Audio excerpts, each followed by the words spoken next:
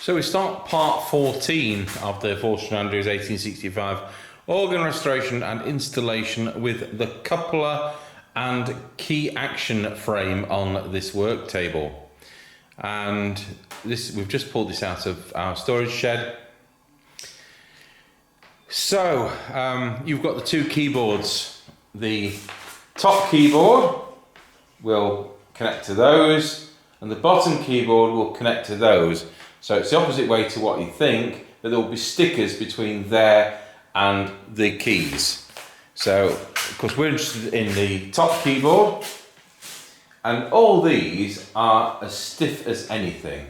So we've got to take the whole thing apart. And this superstructure for the grate, the bottom keyboard, will remove from this one, which is for the top keyboard. So that's something we're going to do.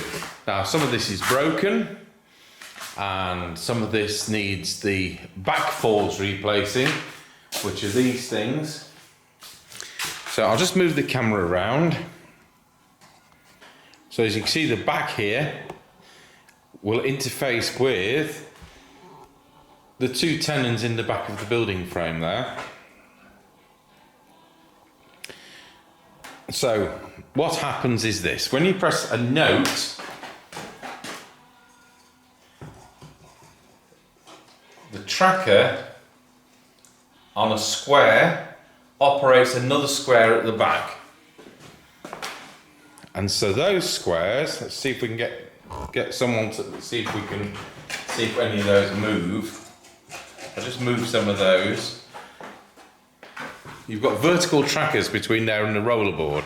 As you know, we've put the rollerboard trackers in between the soundboard and the rollerboard. So if you imagine now the rollers are then interfacing with these here. I think the trackers, let's have a think this, whether the trackers or whether the stickers. We'll find out when we get them out. So all this needs to be stripped down. All these squares need the pins changing. So this is an awful lot of work, but it's got to happen. But we're going to start with taking that superstructure off, if we can get those screws out, and jolly well hope we can. So we'll join this when I've probably done that. Right, so 8 screws, 3 came out easily, 3 came out with the impact driver, and 2 we had to get a rotary cutting tool to expand the grooves. One of the slots failed, and we had to put another slot at cross angle to that, and we managed to get them out. So there's some rather rusty screws on the bench there, some of which will get replaced. It's clearly not the first time they've been out because they're not all the same size. So we're going to strip this down further, and here we go. Okay, so we've got all the trackers out. One was broken, as you know, and one broke getting it out, so that'll be 2 to remake, but it's not so bad out of 56. So the next thing to do is to turn this over the other way, and we're going to take out the square frame, the square beams, whatever they're called.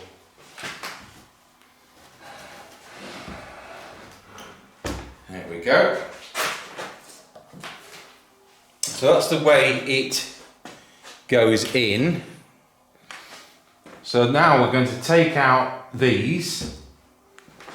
We'll take them both off. I'll do them one at a time, but I will paint the frame before starting to put it back together. So what we've got to do is take every one of these squares off the wire that is the central thing they're threaded on, because we don't know what that's made out of. If it's iron, it could have rusted. They're going to be dirty anyway, and they should all have total freedom of movement, and they haven't. You see, that one's staying put, so that adds weight to your action. To take that back, you've got to have the soundboard springs stronger than they should be. We don't want anything like that. We want the action to be as light as possible. Organs like this are heavy enough at the best of times. So that needs doing, because it's not going to get this done for about another 75 years. So we'll get on with it. And now we're just left with the 2 square frames. So we'll get on with taking one apart. The biggest problem with this register is that because it's had wire staples, they've rusted and they've caused quite a few of these to fall away. I've had to glue about 8 back. Now, what I've done, that's one we've just glued, another one we've glued. What I've also done is had to, where the timbers come away because of the staples, I've had to put some filler in. I've just gone over that with wood dye so it looks a bit better. What we're now going to do, this isn't the way I was trained to do these, to use metal staples. We drilled in 18 gauge phosphor bronze wire pins, and that's what I'm going to do here. And then it's so much easier to reassemble it. So it's a 10 gauge bar runs through the middle, and so I'm going to get one of those out of store, and we'll get some 18 gauge wire and we'll do it the way I was trained. So at this stage we've started to feed the cleaned squares onto the frame and putting a brand new 10 gauge phosphor bronze wire through the centre. And then we've got, we couldn't use 18 gauge, I had to use 17 gauge. If we just zoom in, you'll see that these have now been bent every 3 notes in opposite directions, which will retain them in hopefully a more user-friendly way than it was with the staples. Now the other one, which is over there, which we haven't started on, it's balanced on that Coca-Cola thing, we've actually cut through all the staples with a rotary tool. So we don't want to have the damage that happened with this one by trying to get the staples out. They're going to stay in, but will be cut and filed flat. So let's see how we carry on with this. Okay, so after nearly a week working on this, believe it or not, I got halfway with the 10 gauge wire in the middle and realised that they were too tight, so I changed it to 11 gauge. So that's threaded through the middle. There's a couple of original staples it goes through, and then the rest of it are bent over pieces of 18 gauge, well 17 gauge wire wasn't it, we ended up with. So that's what we've done to secure it. One way, one the other every 3 notes. So that's not going to go anywhere. And there's been a lot of gluing and a lot of filler to build up where the staples had wrecked the timber when we tried to extract them. So that's ready to go in. Now what we're going to do, I'll just move the camera around. Leaning up there are the timbers which are the framework, all painted. Okay, so this is the next one. So this is the back square, and you can see it's only got 2 rather than 3. And we've already, hopefully, extracted the staples by cutting through them with Mr. Chippy's rotary tool. It's got a very vicious thing in the end there. And so on that rotary tool, which no doubt came from Lidl, that has worked to cut through the staples. If we just go into that, you'll see what I've done. So this time, if we get this out in one piece and not have all the damage which we got by trying to pull the staples out, we're going to just file these flat and just put the pins in every one way and the other way, like I was always taught to do. So we're going to try and get those out.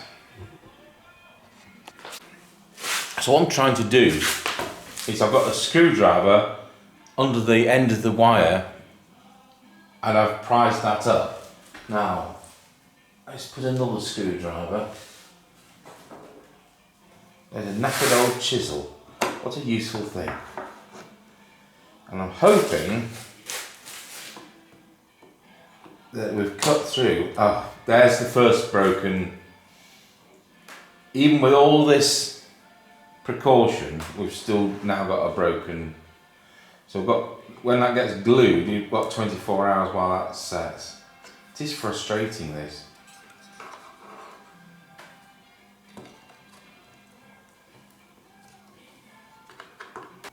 Clearly that wasn't cut through enough.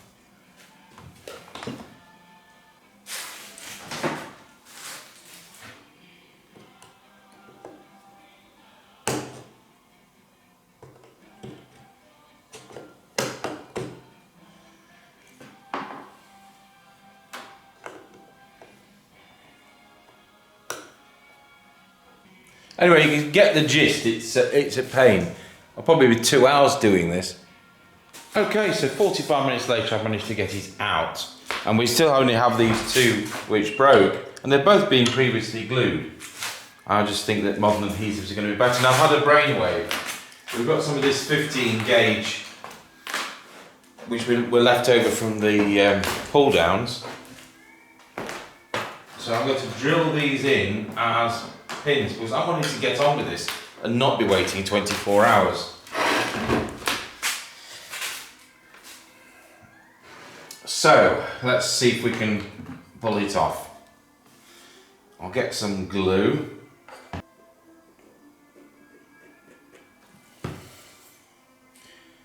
Now this is such a clean break, I can't even tell which way around it is. And this isn't one which has got the pins through it. This is just something that's broken of its own accord, whereas this one has got the pin through it and it has broken. I think these were last overhauled in 1919. They're not. Neither of these are the original wire running through.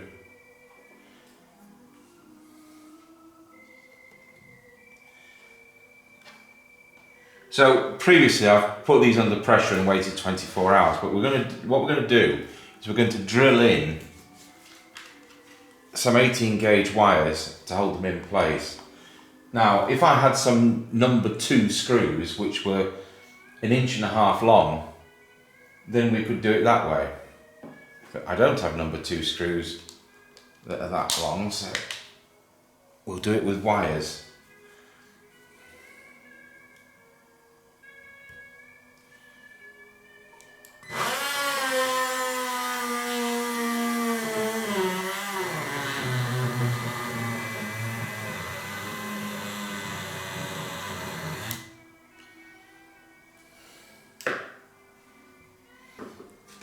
We can check we've got it in the right place. I was going to want some filing off because it's not quite in the right place.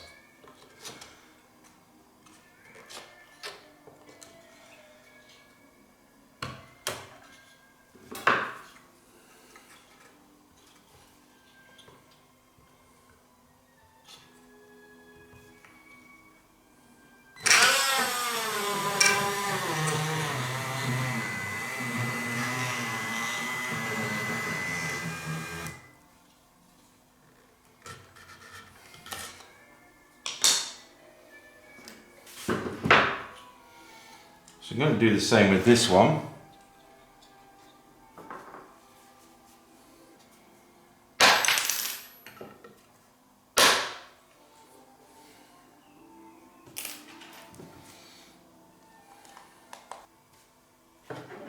Oh, this file's the correct width.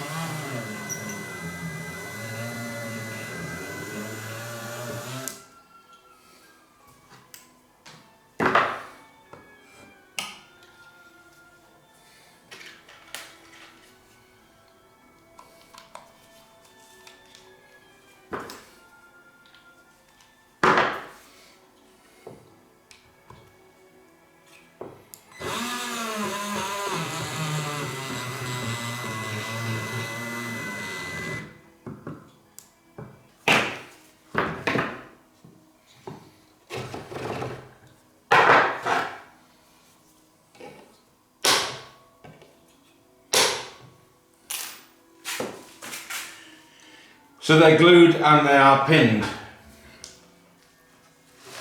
So I'm going to run that file through every one of these to make sure we've got the correct width.